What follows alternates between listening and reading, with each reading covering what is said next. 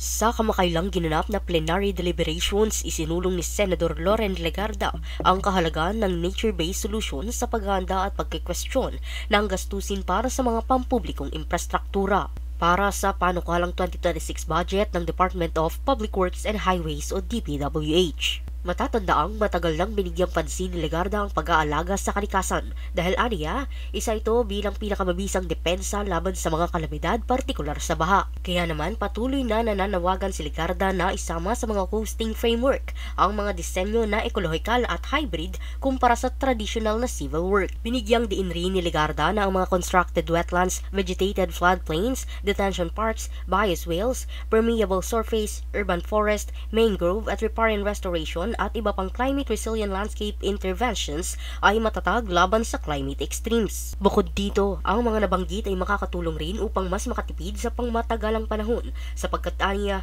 nakakatulong ito sa biodiversity, kalusugan at maging sa mga turismo. Ngunit paglilinaw ng senador kung patuloy na walang standardized costing frameworks, patuloy silang hindi maisasama sa formal na programming.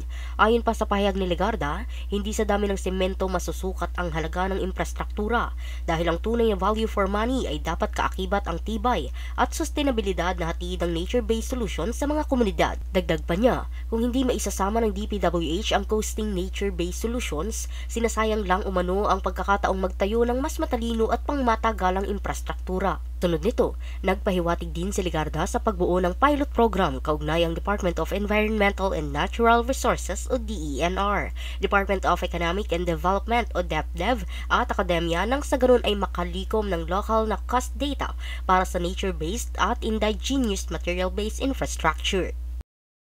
Rayabel Medina, nag-uulat para sa Golden Nation Network.